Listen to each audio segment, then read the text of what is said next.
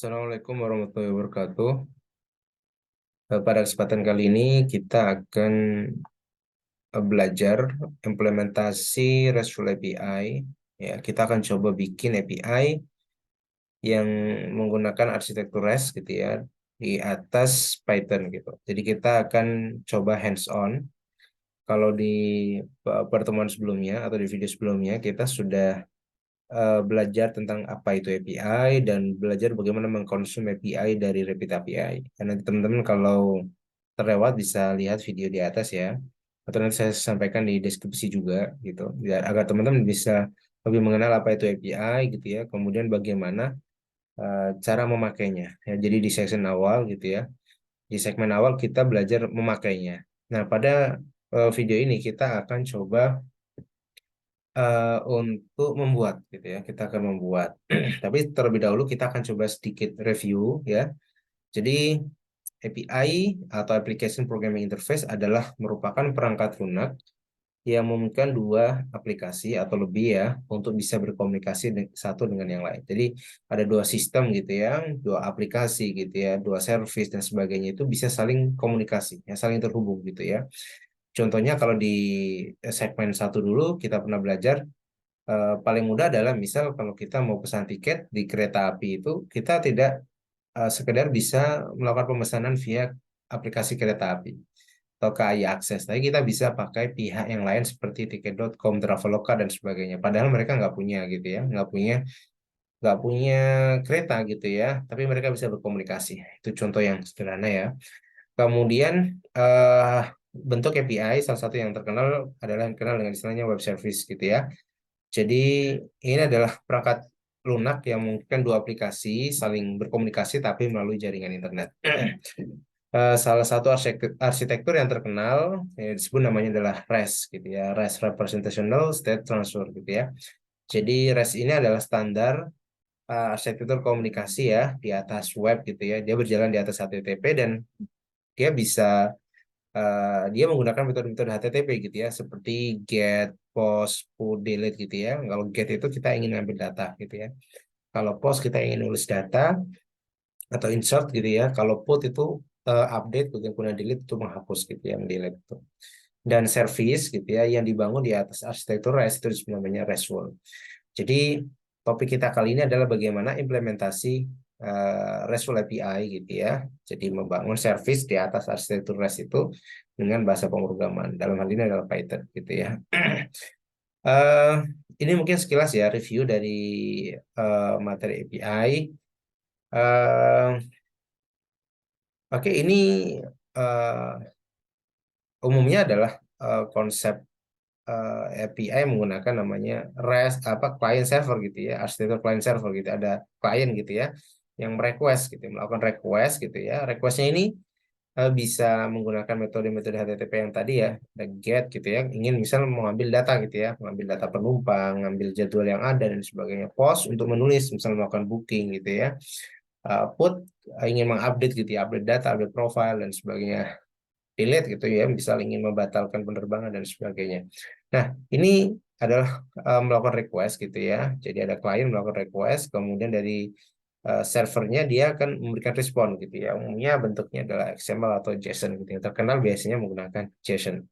Nah, kita akan coba bikin implementasinya di sini. Em, kita kan juga nanti akan pakai beberapa ini ya, ada get, post, put, delete ini sangat umum gitu ya, CRUD gitu ya. Jadi kita akan coba eh ini gitu ya, hands-on ini gitu ya.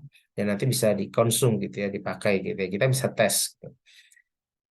Nah, dalam REST gitu ya, dalam implementasi REST API itu memang eh, klien tuh hanya mengikuti apa yang sudah disiapkan oleh server gitu ya. Jadi server nyediain apa gitu ya, endpoint apa ya, klien hanya bisa pakai yang siain gitu ya. Jadi apa yang available ya itu yang dibolehkan gitu. Jadi memang kita akan membuat program sederhana gitu ya yang server itu menyediakan beberapa pilihan apakah mau get, post, put, delete gitu ya. Getnya juga get apa gitu ya nanti kita bisa tentukan semua.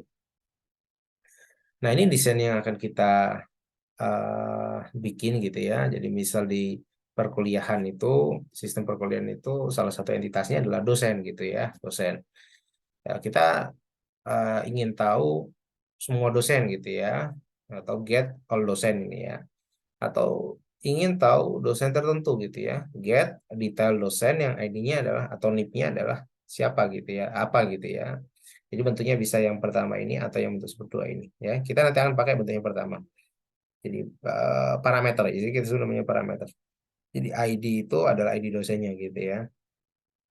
Atau kita bisa nambah data dosen gitu ya. Ini sama seperti yang pertama, slash dosen gitu ya. Jadi kalau kita misalnya nanti bikin di lokal ya lokal host slash dosen gitu maksudnya. Ketika pilihannya adalah post gitu, artinya dia menulis gitu ya, menulis. Kalau nggak kita pilih post, kita pilih get, artinya dia ingin ngambil semua dosen gitu ya.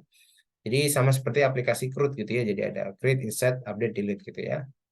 Di edit gitu ya atau update gitu ya, kemudian di delete. Nah, kita akan bikin seperti ini dan konsepnya akan sama persis gitu ya. Teman-teman mau bikin misal tadi ya maskapai gitu ya, melihat semua maskapai tertentu atau melihat satu maskapai yang sudah dipilih gitu ya, atau di sel maskapai gitu ya, atau saya ingin melakukan booking dan sebagainya, saya ingin edit dan sebagainya itu konsepnya sama gitu ya. Aplikasi secara umum kan ada create, update, insert, delete gitu ya. Create, update, delete dan read gitu ya, CRUD gitu ya. Jadi udah sangat umum seperti itu. Dan ini adalah desain kita ya. Ini adalah ada 4 endpoint, nanti ada 5 endpoint gitu ya. Jadi get all dosen, get detail dosen gitu ya, atau post dosen gitu ya, atau update dosen, kemudian dan delete dosen gitu ya. Dan ID itu maksudnya adalah ID dari dosen gitu ya. Eh, apa ya, misal kalau di atribut yang primary dari dosen itu apa ya, NIP ya, NIP ya. Jadi bisa juga. Itu bebas ya, tapi konsepnya akan seperti ini. Kemudian kita juga butuh, jadi sebelum kita coba hands on, kita juga butuh namanya eh apa namanya itu ya,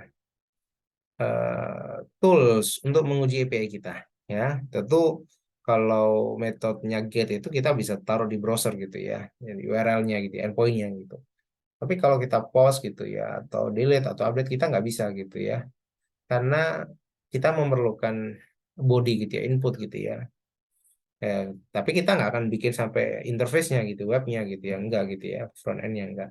Nah, kita bisa tes menggunakan tools-tools pengujian yang terkenal, salah satunya adalah Postman ini.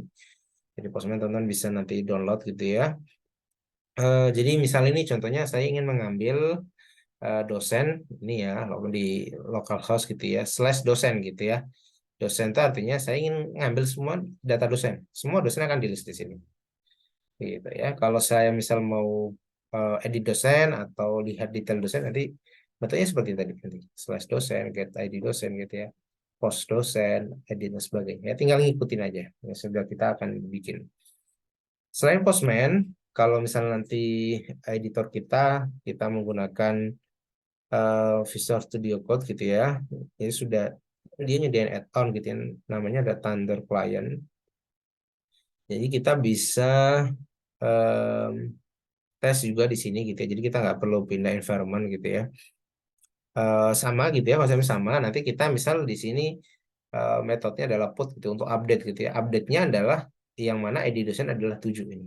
ID dosen adalah 7 gitu ya. Kemudian ini bodinya gitu. Saya ingin mengupdate gitu ya jurusannya ini gitu ya, namanya ini, univnya ini gitu ya. Nanti ini ada beberapa apa tuh namanya, beberapa atribut ya seperti jurusan, kemudian universitasnya gitu ya, kemudian namanya apa. Jadi ada nama dosennya, dia di kampus mana atau universitas mana, kemudian jurusannya apa.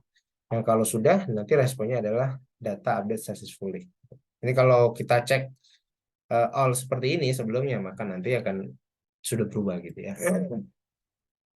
Nah, ada beberapa yang terkenal gitu ya, tapi kita akan nanti coba eh, dua ini ya, Postman sama Thunder Client gitu ya. Jadi biar teman-teman juga ada perbandingan gitu ya.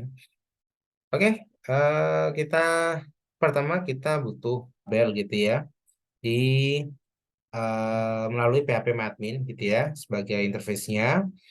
Kemudian kita akan nanti tambahkan datanya ya, kita akan tambahkan datanya di sini. Nah, eh, ini adalah DDL ya, Data Definition Language gitu ya, yang teman-teman kalau sudah pernah belajar database sudah sangat familiar harusnya ya. Jadi kita akan bikin database terlebih dahulu. Kita akan gunakan perintah namanya adalah create gitu ya. Create database. Nama databasenya misalnya kita namanya adalah universitas ya, universitas ya. Kemudian kita ingin pakai database universitas tadi dengan perintah use gitu ya, universitas ya.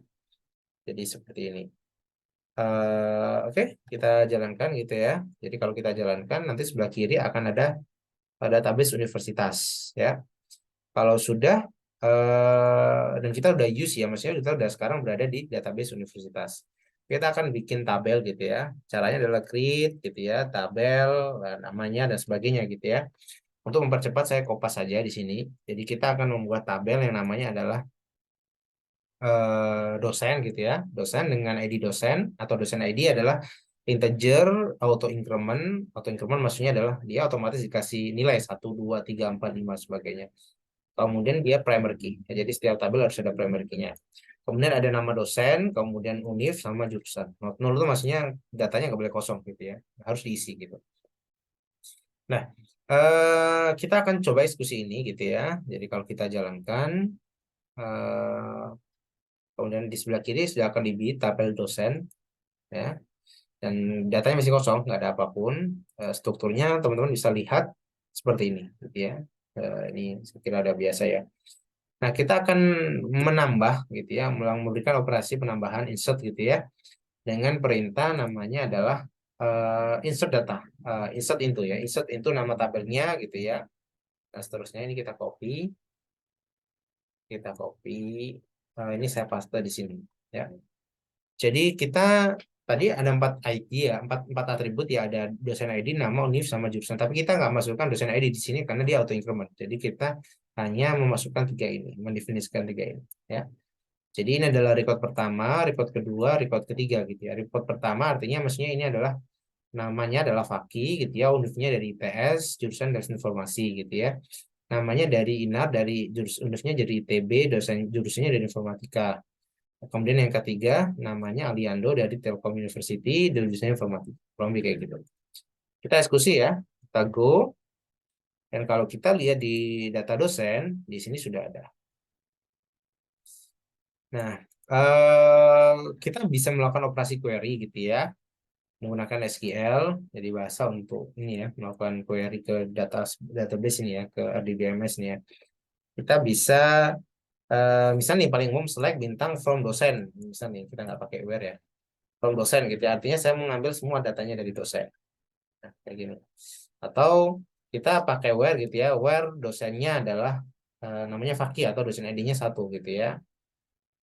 Jadi kita bisa definisikan itu gitu ya. Where dosen ID ini ya, dosen underscore ID sama dengan 1 gitu ya. Nah, maka akan ditampilkan dosen yang namanya 1. Ya, ini adalah perintah DML gitu ya, untuk menambah data atau retrieve data gitu ya. Nah, selanjutnya kita akan coba implementasikan itu di ini di VS Code gitu ya, di VS Code gitu ya, untuk ini tadi gitu ya, untuk ini untuk baca semua data gitu ya, untuk melihat detail data kayak gitu, untuk insert data. Jadi tiga tiga ini kita sudah lakukan ya, get all data tadi ya, select bintang from dosen, select bintang from dosen, where ID adalah berapa tadi ya, apa tadi 1 gitu ya, dan post data, post dosen tadi yang insert into itu tadi. Jadi tapi kita nggak akan pakai di environment tadi ya, di database ya, tapi kita masukkan ke dalam program kita gitu ya, sehingga endpoint ini ketika dipakai dikonsum itu bisa melakukan operasi ke dalam database ya. Itu yang akan kita coba di pertemuan ini ya. Kita buka ya saya, kita buka, kemudian kita bikin file, di teman-teman bikin satu directory gitu ya. Kemudian kita bisa misal namanya adalah apps.py gitu ya, apps.py, uh, namanya app gitu ya. Nah, teman-teman kalau misal belum ada flashnya, itu misal kalau ini gagal gitu ya, atau belum ada flashnya, teman bisa tulis pip install flash gitu ya. Tapi jalankannya bukan di sini ya, tapi di CMD gitu ya, di CMD. Oke ya, pip install Flash ya. Untuk install Flash ya. Oke, ini saya komen ya. Jadi kalau teman-teman mau eh, pakai Flash harus diinstal terlebih dahulu ya. Defaultnya dia memang belum ada. Oke, kalau sudah kita akan eh, apa namanya coba gitu ya, sekilas gitu ya. Jadi kita akan panggil eh, apa tuh namanya kelas Flash gitu ya. Jadi from Flash import Flash jadi kayak gini. Ya, bedanya ini F-nya kecil ini F-nya besar gitu ya. Kemudian kalau sudah seperti ini kita akan eh, bikin objeknya gitu ya, membuat instance gitu ya. Kalau teman-teman pernah belajar OOP gitu ya. App atau kalau belum ya diikutin saja lah. App kemudian Flash gitu ya dengan parameternya name. Oke. Kalau sudah kita bikin dekorator gitu ya, membuat routing gitu ya. Jadi kalau misal URL-nya kita tulis apa gitu ya, nanti dia akan manggil fungsi apa gitu ya. Jadi misal tadi ya, saya nulis localhost saja gitu, misal masih di lokal, nanti munculnya apa gitu ya di webnya itu. Oke ya, kita akan coba ya, misal eh, ini ya app load gitu ya, cara mendefinisikannya. Misal saya URL-nya ingin slash gitu, maksudnya halaman utama gitu ya, halaman utamanya.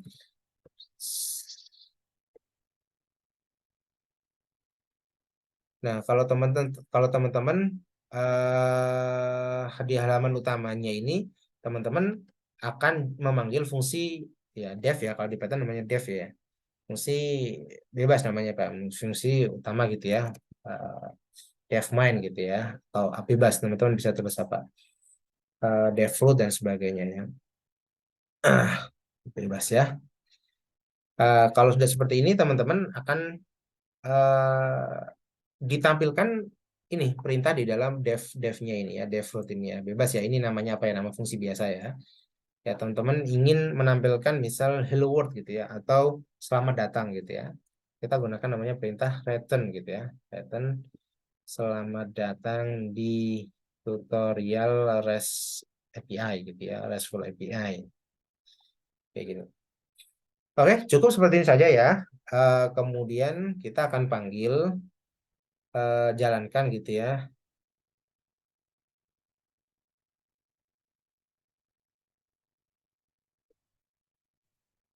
menggunakan perintah uprun gitu ya. Di uprun ini kita ingin hostnya adalah 0.0.0.0 itu maksudnya adalah kalau misalnya saya jalanin di lokal berarti itu dibaca localhost gitu ya. Kalau saya taruh di server maka IP-nya yang bisa kita akses gitu ya. Jadi seperti ini. Kemudian portnya ini kita bisa definisikan misal saya ingin aksesnya di port 50 dan debugnya itu maksudnya ketika ada error kita dikasih tahu errornya gitu ya, debug terus itu. Oke, kurang lebih seperti ini ya. Teman-teman eh, bisa jalankan ini ya, jalankan ya. Teman-teman buka terminal.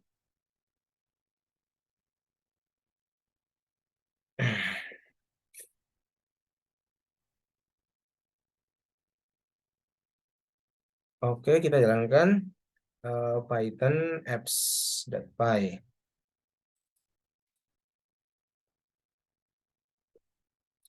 Nah, teman-teman nanti kalau seperti ini artinya sukses gitu ya. Jadi kita akan mengakses ini ya 0.0.0.0 port 50. Maksudnya itu 0.0 tadi adalah ya kita tergantung dari IP-nya gitu ya. Karena lokal nanti saya tulis localhost titik 250 kasih port gitu ya. Oke, sudah kalau sudah teman-teman bisa buka browser gitu ya. Eh, Teman-teman bisa buka browser. Saya share lagi ya di sini ya. Teman-teman bisa buka browser di localhost ini ya. Teman-teman buka seperti ini gitu ya. Kemudian portnya adalah 50 gitu ya. Portnya adalah 50. Oke, seperti ini. Ya, jadi ya, ya sudah bikin aplikasi web ini kita ya. sudah bikin aplikasi web ya, menggunakan Flash tadi, sederhana tadi, ya sederhana tadi. Ya, kita tidak akan banyak bicara di Flash-nya ya, tapi ini sekedar pengenalan kalau teman-teman mau bikin aplikasi pakai Flash, aplikasi yang sederhana misal ya, ya cukup seperti ini. Kodenya seperti ini kita sudah bisa menampilkan seperti tadi.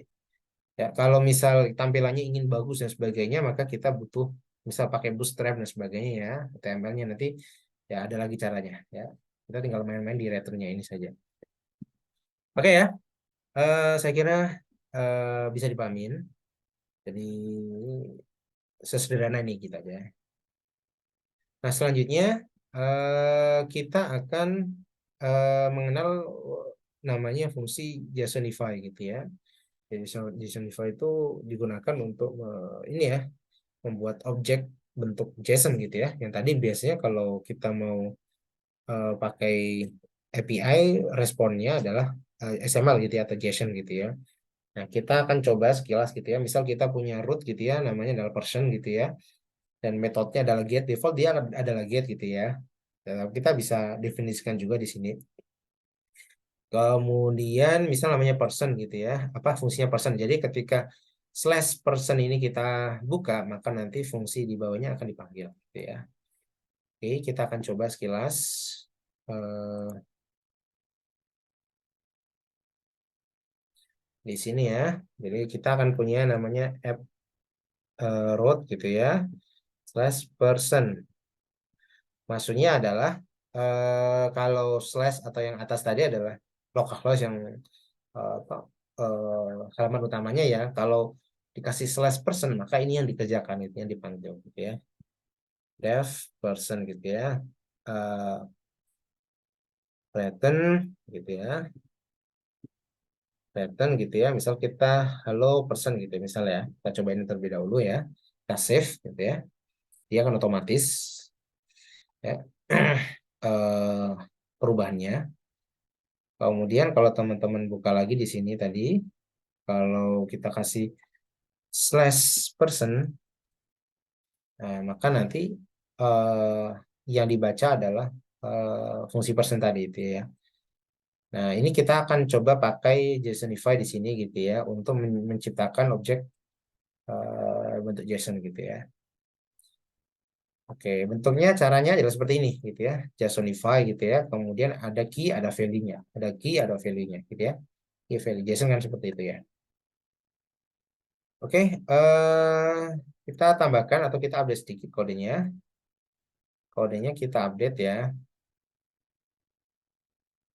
Oke, jadi returnnya bukan return hello person, kita pakai JSONify, tapi kita harus tambahkan ya.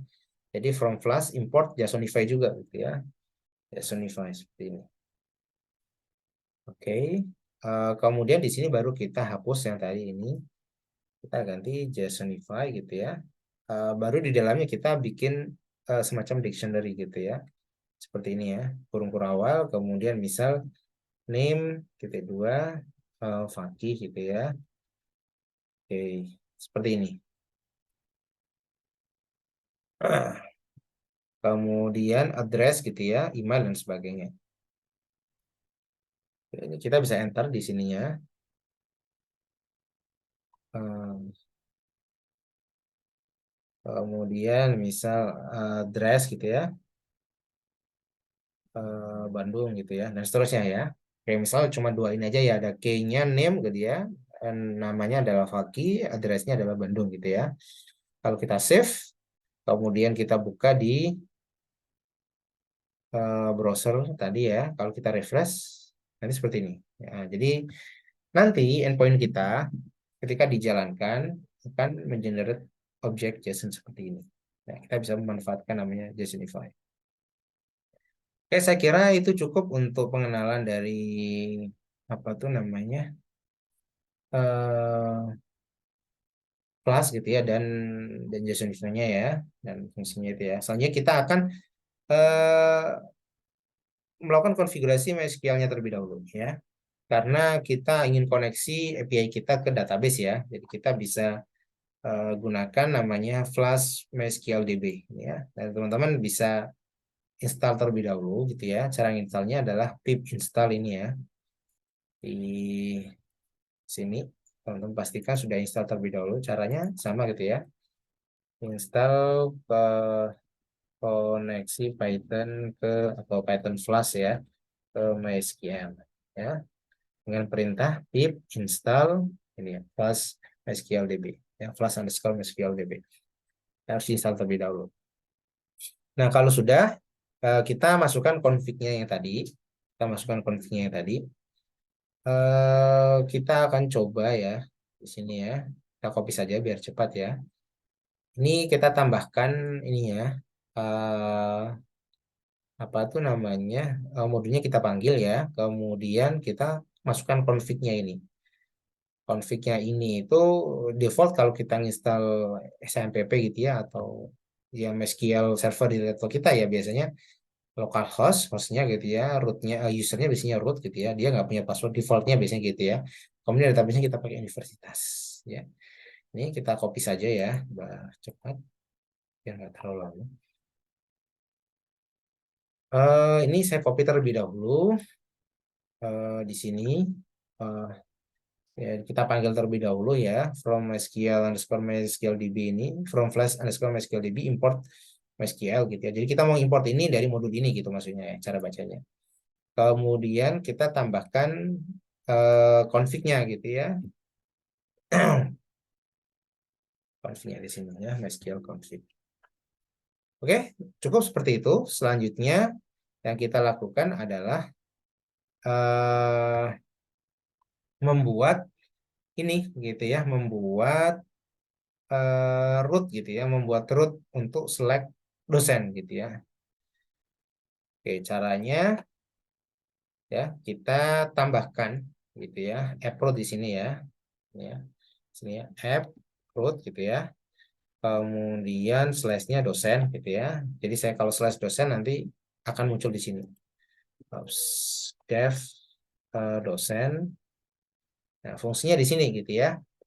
Nah, terlebih dahulu kita harus membuat koneksi ke apa memanggil ini tadi ya, memanggil MySQL ini tadi ya agar bisa terhubung terlebih dahulu gitu ya. Agar bisa terhubung terlebih dahulu. Di sini kita akan bikin objek namanya kursor gitu ya. Ini nanti kalau teman-teman mau belajar bagaimana menghubungkan bahasa pemrograman dengan database, nanti bisa pelajarin di link di bawah ya di deskripsi ya atau umum sekali ya. Jadi ada objek yang sebenarnya kursor gitu ya, yang dia eh, bisa nanti mengeksekusi kode SQL kita gitu ya. Banyak gitu ya. MySQL dot connection dot cursor. Kemudian jadi kita bikin hubungan apa namanya membuat objek agar bisa mengeksekusinya cursor dot execute ya. Nah, sekarang kita mau apa? Ingin melakukan apa? Misal saya ingin melakukan select bintang from dosen gitu ya. Jadi saya ingin mengakses semua data dosen. Jadi untuk mengaksesnya itu ini kan perintah SQL yang tadi kita coba ya. Ya kita membutuhkan kursor di sini, objek kursor di sini. Oke, kalau sudah dibaca, kita simpan di variabel namanya misal dosen ya. Di dosen ini kita ingin ambil semuanya, fetch all. Jadi ada namanya fetch all. Fetch all itu artinya ngambil semuanya. Ya, jadi perintah untuk ini adalah satu kesatuan untuk mengambil melakukan query gitu ya, melakukan query gitu ya. Kemudian kita ingin menampilkan hasilnya gitu ya, menampilkan hasilnya. Maka kita pakai JSONify yang tadi ya.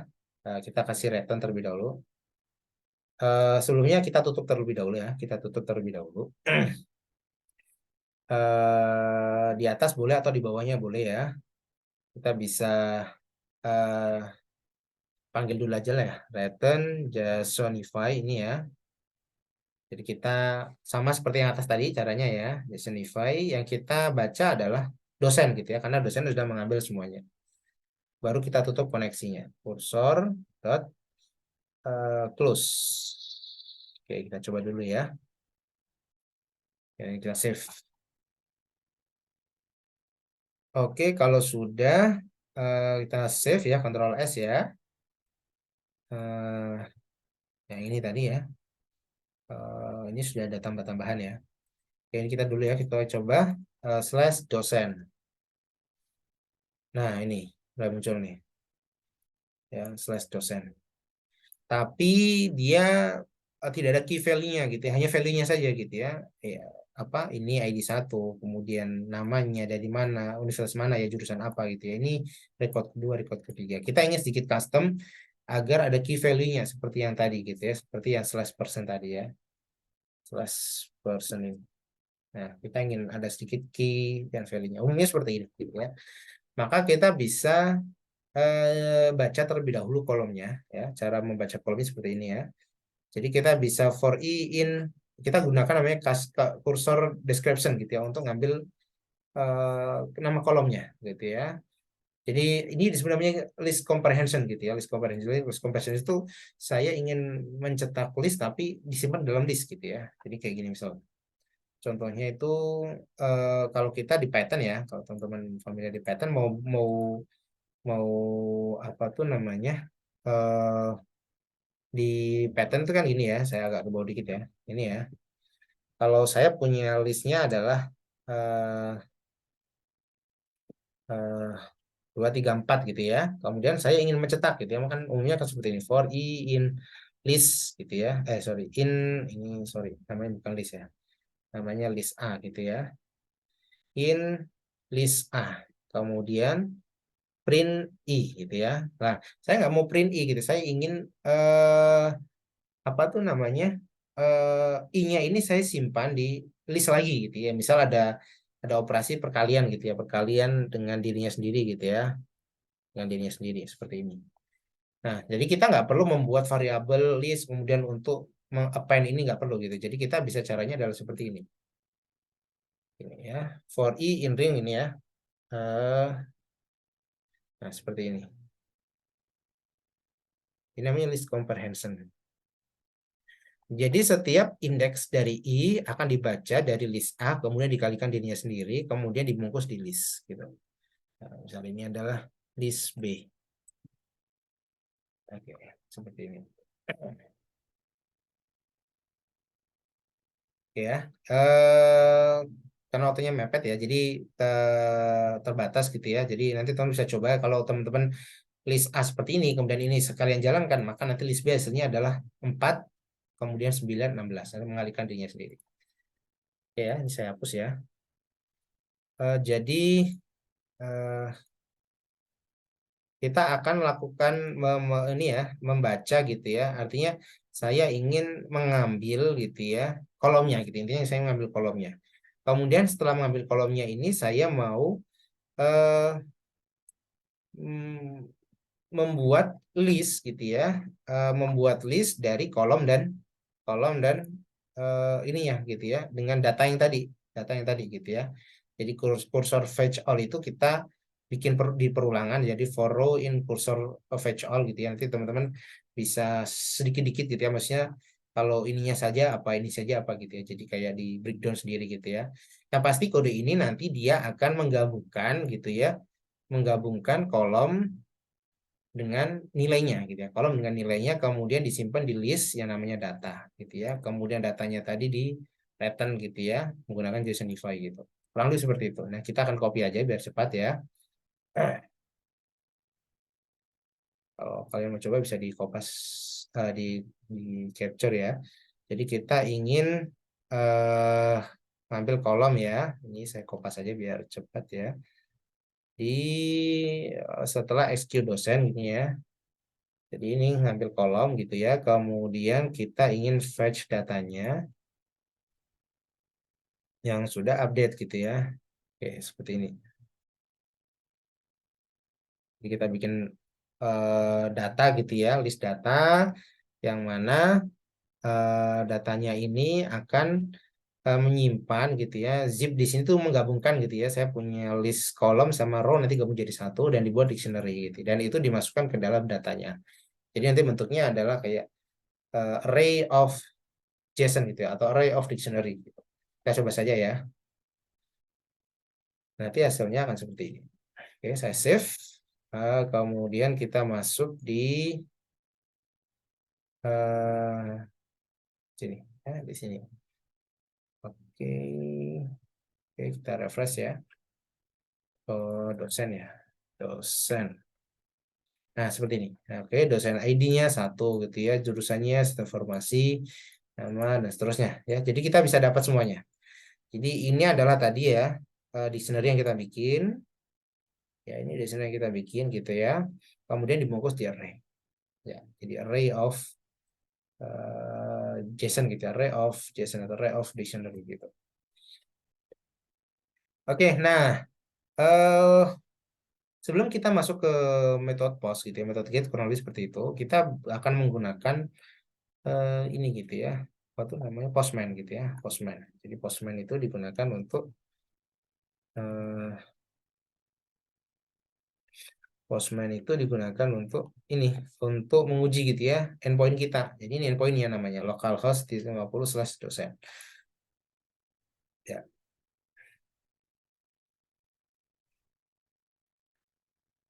oke, teman-teman bisa buka search gitu ya, postman gitu ya, postman gitu ya.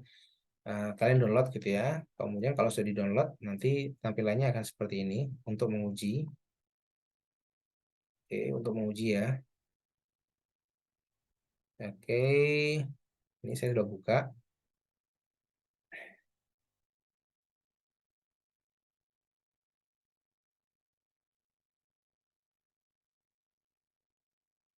Kalau dibuka nanti tampilannya seperti ini ya. Postman.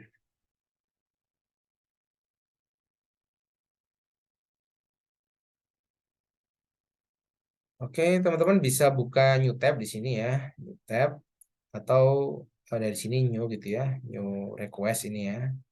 Atau tab ini aja kalian bikin buka gitu ya. Di sini ada banyak ininya ya, metodenya ya. Banyak sekali gitu ya. Umum ya get, post, put, patch. Patch itu kayak put gitu ya, tapi dia spesifik gitu ya. Kalau put itu kan semuanya. Semuanya harus di-update gitu ya. Walaupun yang di-update cuma satu. Ada delete dan sebagainya. Ya. Biasanya yang kita pakai cuma 5 ini aja. Kita pakai get gitu ya di sini ya. Kemudian kita masukkan tadi localhost. Localhost portnya 50/dosen ya. Kita nggak perlu nentuin apalagi parameter yang lain, nggak perlu ya. Kita cuma ingin mendapatkan semua data dosen gitu ya. Kita send seperti ini. Nah, kita akan dapat persis seperti yang tadi. Di sini kita bisa menguji menggunakan Postman gitu ya. Eh Selanjutnya kita juga bisa coba di environment yang lain, namanya adalah Thunder Client gitu ya. Jadi kalau teman-teman nggak ingin switch ke aplikasi yang lain, ya udah di VS Code saja gitu ya. Kalian bisa pakai ini gitu ya. Oke, namanya Thunder Client ya. Kalian bisa install terlebih dahulu di extension ini ya. Kalian bisa tulis Thunder Client, ya. Thunder Client ini ya. Kayak kalian klik. Nah, karena saya ada install ya, jadi sudah terinstall ini. Kalau belum, biasanya ada tulisan install di sini. Kalian klik install gitu ya. Oke, kalau sudah keinstall, ya teman-teman di sini di bawah ini ya. Kalau akan ada icon di sini, kalian klik aja. Ya, tapi yang seperti ini. Saya mau request baru gitu ya, request baru. New request ini klik. Nanti akan dikasihkan halaman yang mirip seperti Postman yang tadi. Ya, seperti Postman tadi. Ya, kita tulis aja gitu ya, metodenya apa? Ya, metodenya get gitu ya. Kemudian endpointnya atau URL-nya kita bisa tulis localhost portnya 50 slash slash apa tadi slash dosen gitu ya. Oke, kita jalankan send. Nah, ini hasilnya statusnya 200 gitu ya. Nah, ini sederhana ya, kita cuma dapatkan datanya saja ya. Tapi kalau API yang bagus biasanya responnya ada nanti misal status code-nya. Jadi masuk di sini gitu ya, status code-nya gitu ya. Kemudian apa lagi ya? Message-nya gitu ya, oke atau sukses atau apa atau yang lain. Bisa jadi dia statusnya oke 200 tapi outputnya salah gitu ya. Karena nggak sesuai gitu ya. Nah, biasanya ada message-nya apa, sukses dan sebagainya. Cara ketika request ya dan responnya nggak ada masalah gitu, maka statusnya 200. Bisa juga seperti itu. Jadi itu ya, kita akan tes gitu ya, teman-teman bisa pakai Postman boleh atau pakai di sini juga boleh gitu ya. Di apa? Thunder Client ini ya. Yang pasti teman-teman nggak akan bisa pakai browser ketika metodenya nggak get gitu ya. Karena kalau get bisa, selain get nggak bisa ya, karena kita butuh masukkan ke bodinya. Jadi kalau di sini kita disediain gitu. Misal kalau kita masukkan ya, masukkan aja bodinya atau datanya apa gitu ya ketika melakukan perintah yang lain. Oke, itu mungkin saya cukupkan terlebih dahulu. Jadi kita baru get saja ya. Nanti eh, saya buat video yang kedua gitu aja ya, karena kita masih ada banyak gitu ya. Masih ada post, kemudian get detail gitu ya, kemudian ada delete dan update gitu ya.